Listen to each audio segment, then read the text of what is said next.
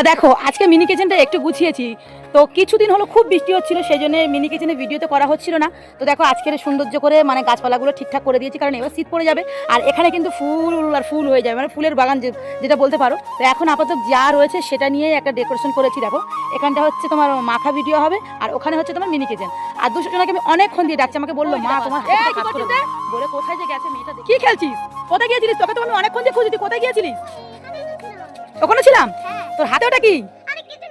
কি কিছু না, দেখি হাত খোল, তাড়াতাড়ি খোল, হাতে দেখা, হাত দেখা, দেখাতে বললাম। দেখি হাতে কি, আমি দেখতে বলেছি, দেখি হাতে কি, কি হাতে কি আছে? এ বাবা, আবার বোম কিনেছিস? মারবে না? আমি তো তোকে মারবো। তুই বোম কেন কিনেছিস প্রথম কথা বল। এই তোরা দুজন বারণ করতে পারিস ওকে? তারপরে কি জানো? দেখি কি কি বোম কিনেছিস, দেখি দেখি কতগুলো বাজি কিনেছিস। এ বাবা, এই তুই এসব বাজি ফাটাতে পারিস? ও দিদিরা ফাটাবে আর তুই মজা নিবি? হ্যাঁ মারবো না, মারবো তো ওকে আমি। এই তোকে কে সাহস দিয়েছে বাজি কেনার? মারবো না, ওকে মারবোই আমি। তোকে কে দিয়েছে? এতটা বারণ করতে পারিস নি যে না কিনতে হবে না?